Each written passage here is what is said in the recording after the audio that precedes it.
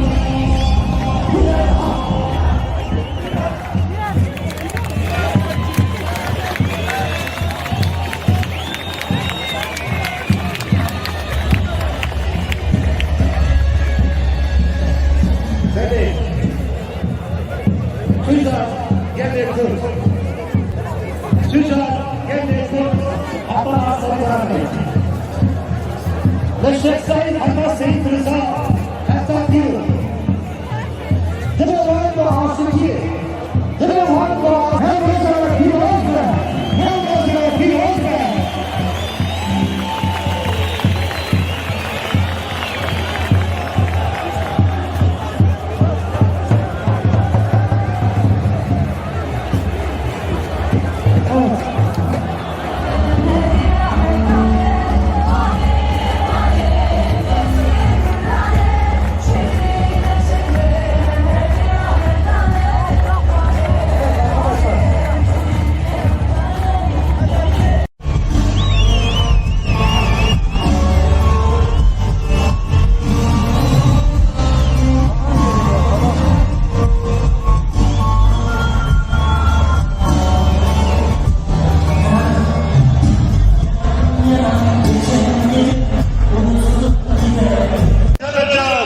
Söz olsun, mutlaka kazanacağız kardeşlerim.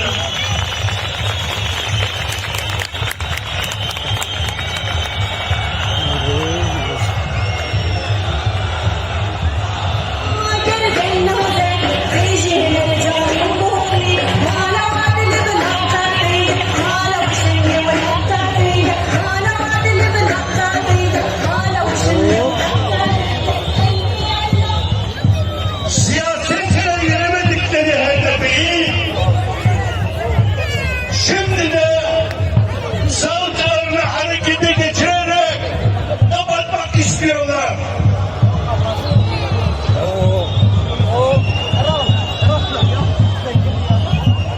Sayın Dağlı Makina bir dava atıyor yapmak Cumhuriyet Savcısı.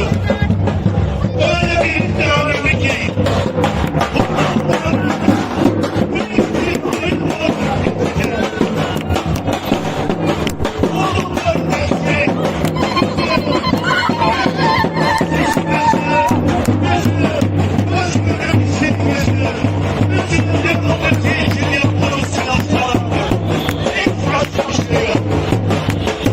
Peki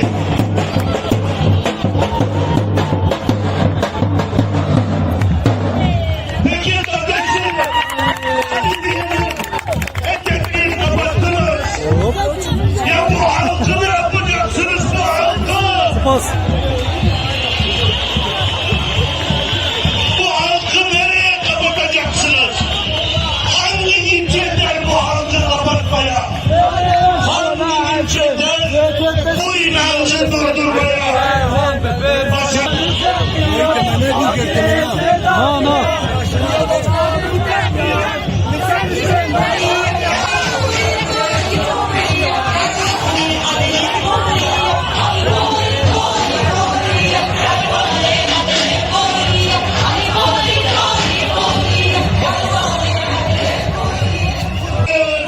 Bu size dert olsun.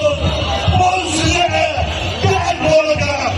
Kaybedeceksiniz. Kaybedeceksiniz. Kaybedeceksiniz.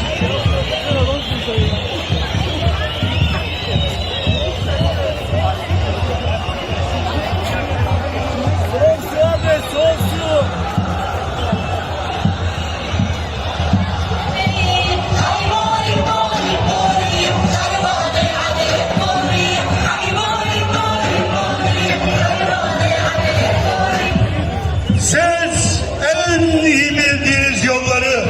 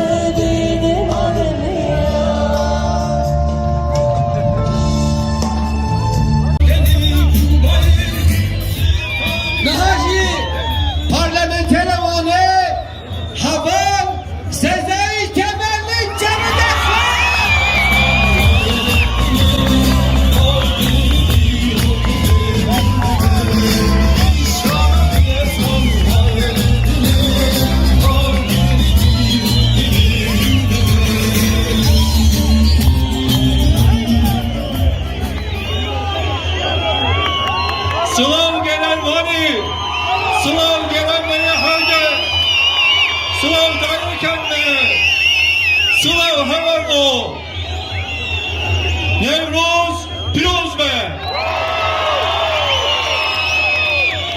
Nevruz Azadiye, Nevruz Aşitiye, Nevruz Adalete, Herbici Nevruz, Herbici Van.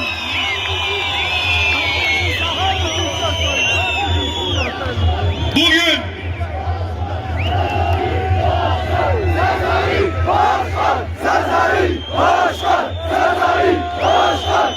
bugün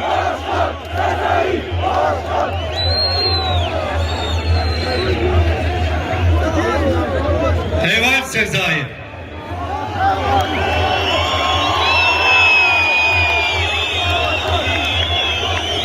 bugün Van'da, Ahmet'te, Nusaybin'de, Cizre'de, Kobani'de Nevruz alanlarındayız.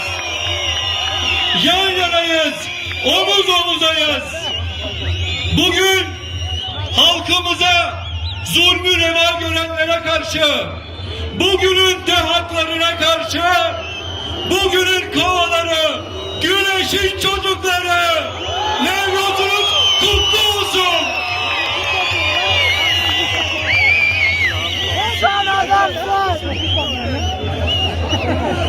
Patlamı sok ya. Sevgili halkımız, cezaevlerinde 115 gündür açlık grevinde olan, Türkiye'de, Orta Doğu'da Kürt sorununun çözümü için tecrite karşı direnenler var. Onların da Nevruz'u kutlu olsun. Bugün cezaevlerinde siyasi tutsaklar var. Gülten Kışarak, Sabahat Tuncer, Figen Yüksekdağ, Selahattin Demirtaş var. Onların şahsında tüm siyasi tutsaklarımızın Nevruz'u kutlu olsun.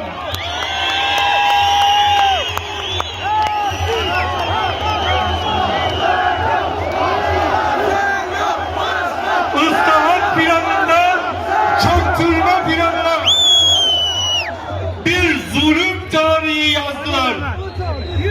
Bizi bitireceklerini sandılar.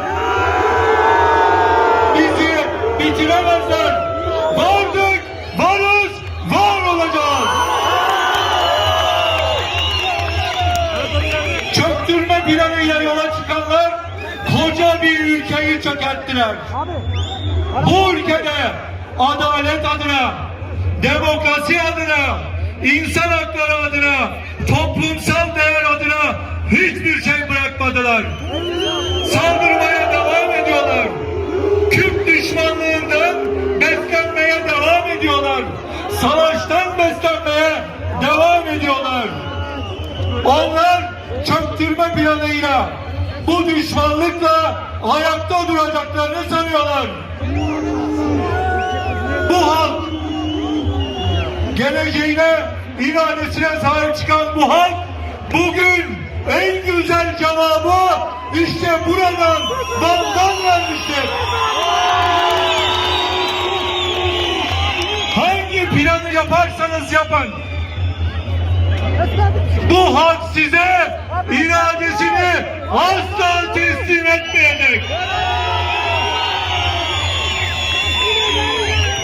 Onların çöktürme planı var.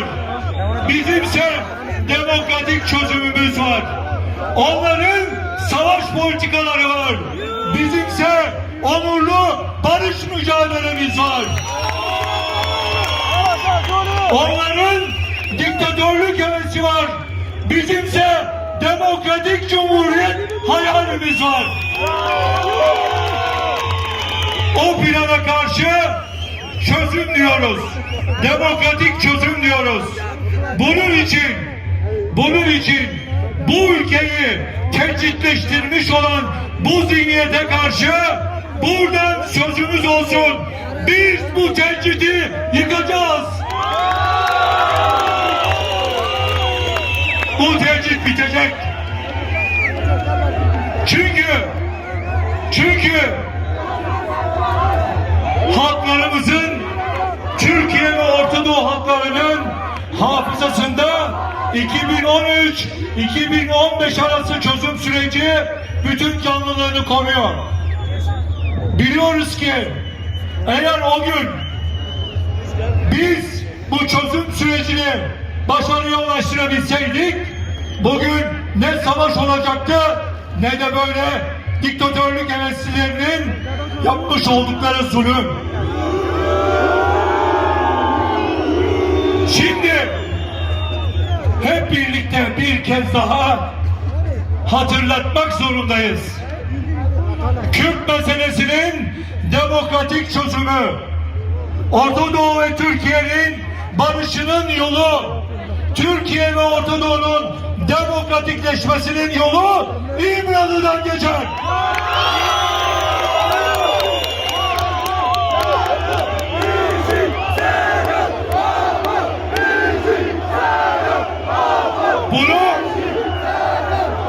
Bunu biz biliyoruz. Bunu devlet biliyor. Bunu Türkiye halkları biliyor. Bunu bütün dünya biliyor. O yüzden de bu mesele çözülmeden hiçbir meselenin çözülmeyeceğini herkes biliyor. Peki bu mesele nasıl çözülür? Bu mesele muhatabıyla masaya oturarak çözülür. Başka bir yerde muhatap aramayın. Başka senaryolar peşinde koşmayın. Bu işin muhatabı Sayın Öcalan'dır.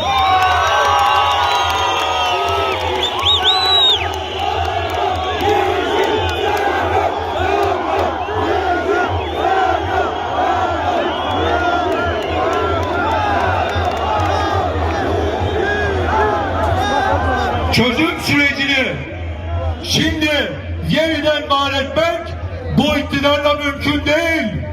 Bu iktidar çöktürme planıyla birlikte çöktü gitti. O zaman demokratik bir çözüm için şimdi önce faşizme karşı mücadeleyi yükseltmeliyiz. Bütün Türkiye halkları, emekçiler, kadınlar yan yana gelmeli. Türkiye'nin aydınları, Türkiye'nin onurlu insanları barış için, demokrasi için yan yana gelmeli. Kürt halkını asla yalnız bırakmamalı.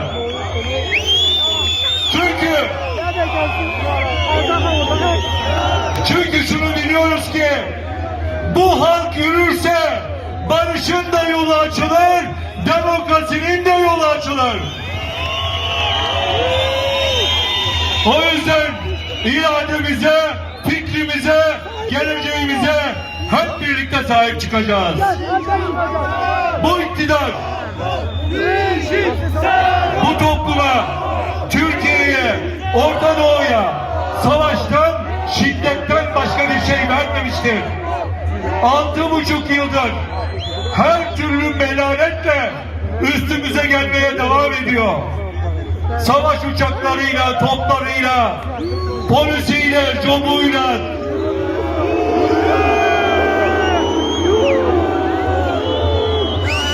Bu soysuz siyaseti bitirmek boynumuzun borcudur. Her yerde şiddet, her yerde zulüm var. Çünkü Kürt meselesinin çözümsüzlüğünden beslenenler tüm toplumu bir şiddet girdabında tutuyorlar. Kadına yönelik şiddet, emekçiye yönelik şiddet, Alevilere şiddet, Türkiye halklarına şiddet. Baskı rejimini böylece ayakta tutabileceklerini sanıyorlar. Bu böyle gider mi? Gitmez. Buna son vermek Türkiye halklarının birlikte faşizme karşı mücadelesinden geçiyor. Buna son vermek birlikte geleceğimizi inşa etmekten geçiyor. O yüzden de tıpkı Dolmabahçe mutabakatında olduğu gibi demokratik bir anayasayla, çoğulcu, demokratik bir cumhuriyet için hem faşizme karşı mücadele edeceğiz, hem de geleceğimiz için güçlü bir müzakereyi var edeceğiz. Sevgili yoldaşlarım, arkadaşlarım, sevgili halkımız, bu şiddetten beslenenlere en güzel yanıtı dün Nevruz alanlarında, bugün Nevruz alanlarında verdik. İstanbul Sözleşmesi'ni korkakça gece yarısı feshedenlere karşı dün kadınlar gereken cevabı verdi. Bu iktidar kadına yönelik şiddetiyle, kadın cinayetlerine göz yummasıyla aslında faşizmi kurumsallaştırıcılığı ve bu rejimin bu otoriter karakterini tam da evlerimizin içinden, tam da yaşamın içinden çıkartmaya çalıştı. Ama kadınlar buna geçit vermedi, vermeyecek. Bu iktidar kendi talan düzenini devam ettirsin diye müteahhitleriyle kurmuş olduğu saadet zincirini devam ettirsin diye savaş politikalarından beslenirken savaş baronlarını beslesin diye halkımızı, halkları yoksulluğa mahkum etti. Her yerde işsizlik, her yerde yoksulluk. Çünkü bu sarayın giderine, bu müteahhitlerin açgözlülüğüne, bu savaşın finansmanına para yetmiyor. Yetmedikçe de halkı soymaya devam ediyorlar. Doğayı talan etmeye devam ediyorlar. Bu yoksulluk kaderimiz değildir. Bu şiddet, bu savaş kaderimiz değildir. Bu kayyumcu anlayıştan, bu bizi yok sayan, inkar eden zihniyetten hep birlikte kurtulacağız. Bundan kimsenin ama kimsenin şüphesi olmasın.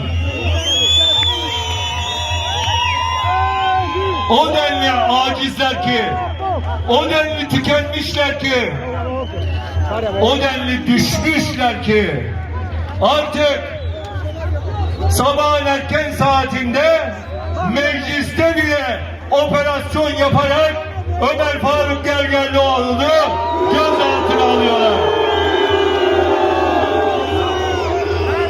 Çünkü HDP'den korkuyorlar. Çünkü sizden korkuyorlar.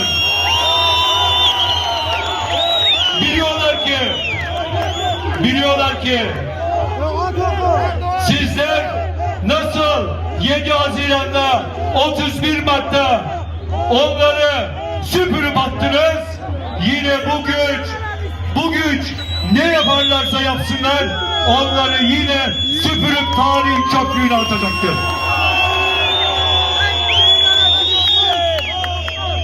Musa Farisoğlu'nun, Leyla Güven'in, Ömer Faruk Gergerlioğlu'nun vekilliklerini haksız, hukuksuz yere anayasa suç işleyerek düşürenler aslında kendilerine de aslında bu halka da en büyük ihanet etmişlerdir. Bu suçların da bir gün mutlaka hesabını soracağız. Sevgili arkadaşlarım, bununla da yetinmiyorlar. Diyorlar ki HDP kapatılsın.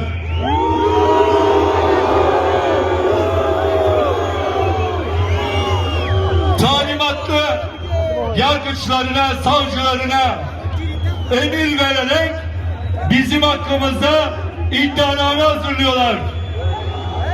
Torba yasa yapa şimdi de torba iddianame yapmışlar. HDP'yi kapatmak için. İddianamede yok. Allah rahmet eylesin. Yitirdiğimiz arkadaşların bile isimleri var. Çünkü o denli telaş içindeler ki, o denli ne yaptıklarını bilmiyorlar ki, HDP'yi kapatmak için alelacele bir iddianame hazırlamışlar. Şimdi ben buradan İnanın kazanacağız. İnanın kazanacağız. İnanın kazanacağız. ben buradan bu iktidarın büyüğüne de küçüğüne de sesleniyorum. 1,5 diktatör özentilerine sesleniyorum.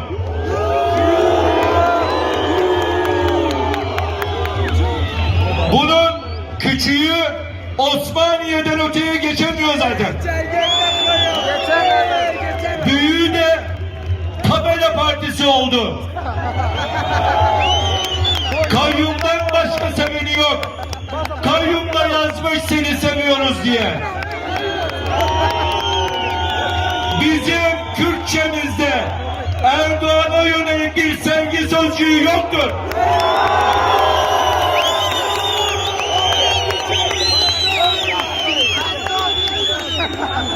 Seni sevmiyoruz, sevmeyeceğiz de.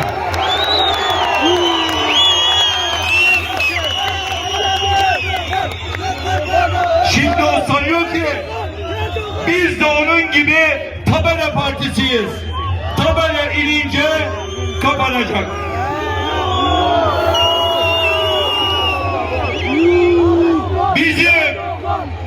Bizim bir fikrimiz var. Bu fikre sevdalı halkımız var. Bizim her mahallemiz partidir, her evimiz partidir. Partimiz HDP halktır, halk burada.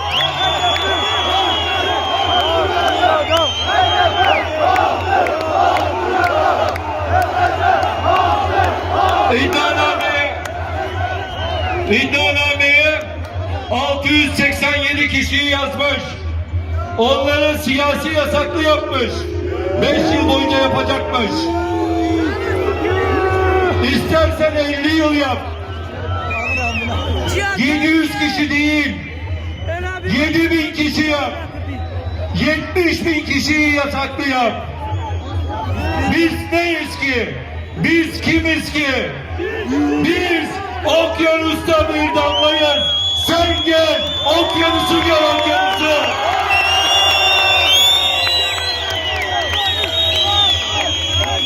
Kim durur bu gücün karşısında? Kim durabilir? Dolayısıyla bir kez daha söylüyorum. Bu okyanus bütün bu diktatör bozuntularını, diktatör heveslilerini önüne kattığı gibi faşizmin çöplüğüne sürükleyip atacak.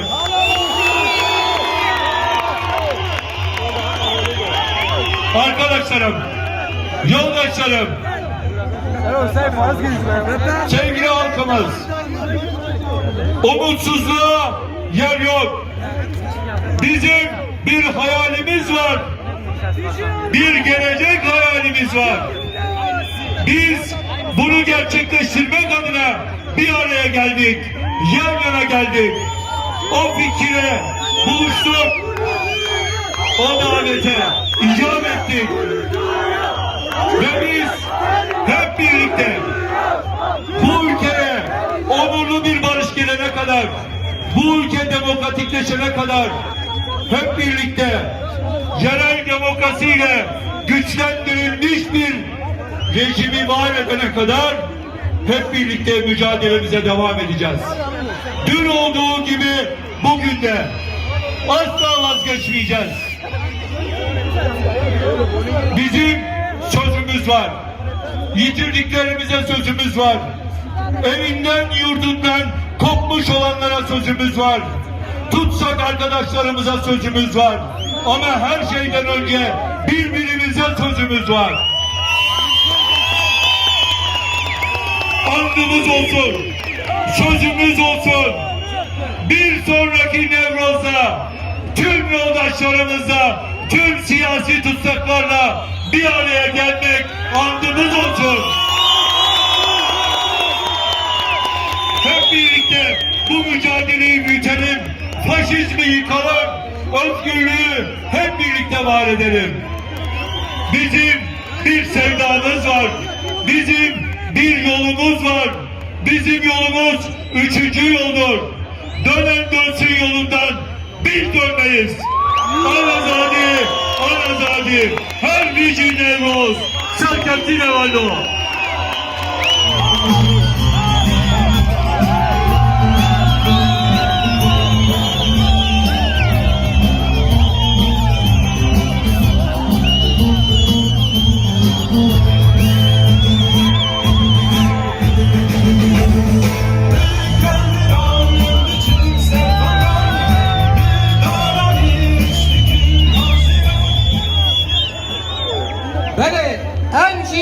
برای گیتیا کردان نام خود چه به بمره براتیا گلان برا بجی براتیا کردان لور نوروزا برز بارزانی برز همو سروک کردان پیروز کم نوروزا همو گله کردستان پیروز و جهولره جخوبانش به آمده بجی کردستان سر بخواه بله نهاشی ایاما هم سروک شارداری آمده کردستان جهولره حیا قوبانیه جخوبانیه حیا آمده جامد حیا محاباته هر چار بچه کردستان پیروز به نوروزا ما پیروز به بیشی کردستان ممره کوله داری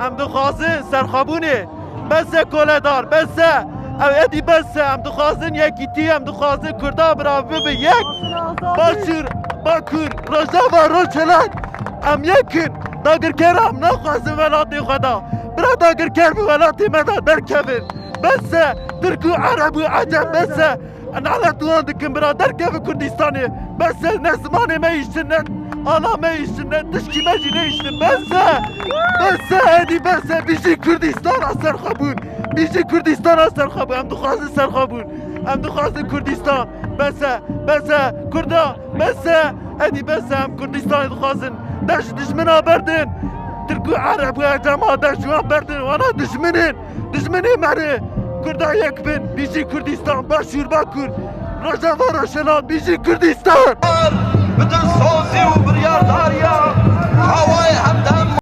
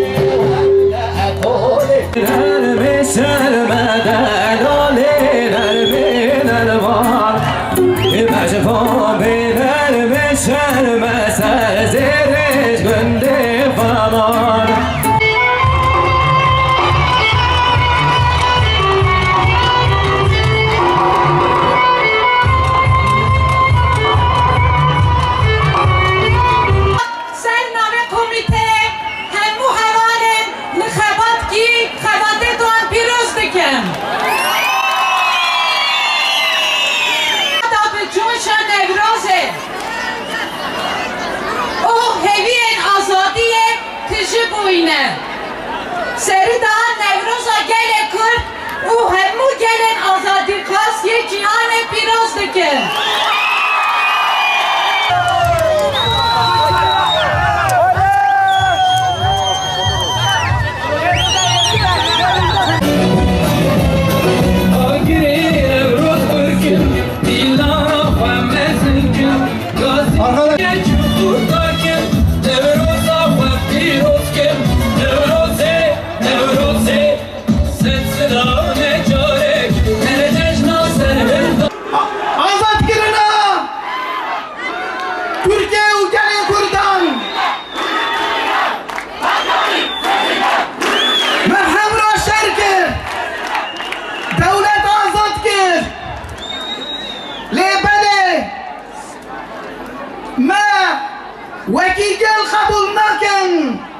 Çarşamba günü Kocaeli Milletvekilimiz Ömer Faruk Gergerlioğlu'nun vekilliği hukuksuzca düşürüldü.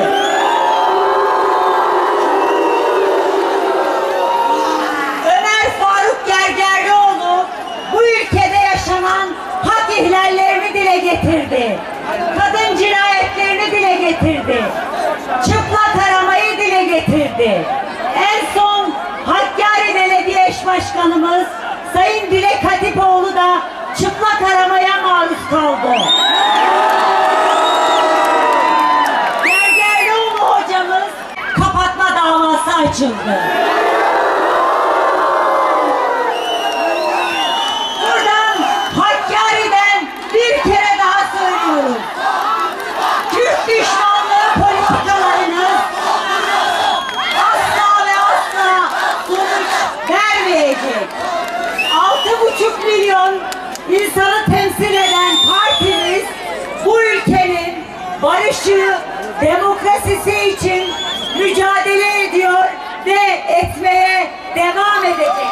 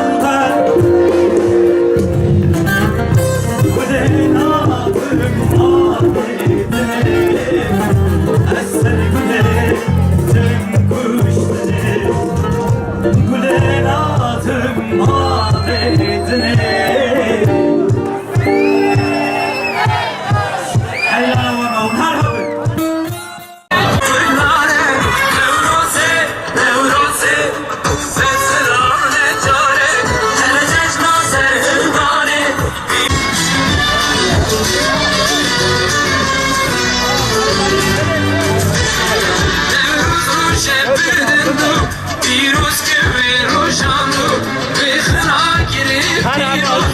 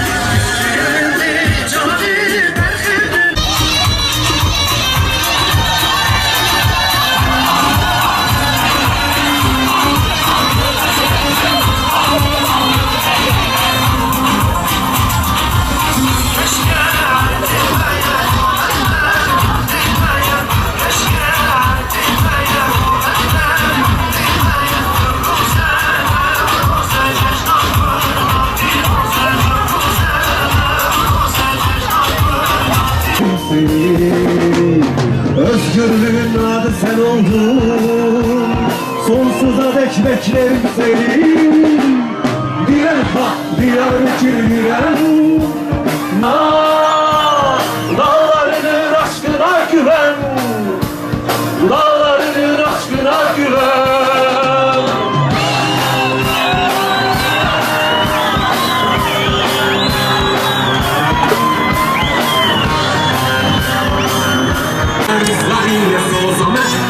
شفشري ميان الصغير دوصنا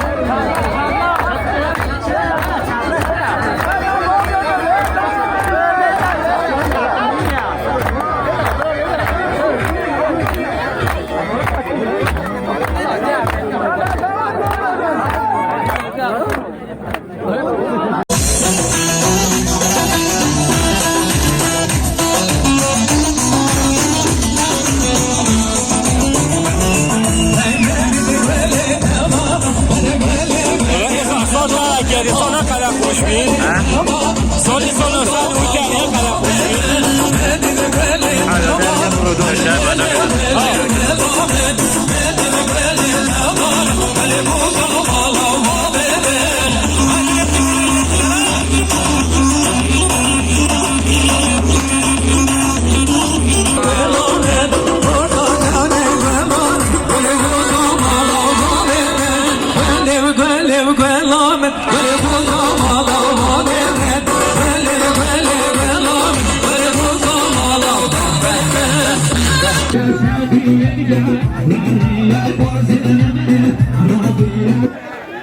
أنا خلوي Thank you.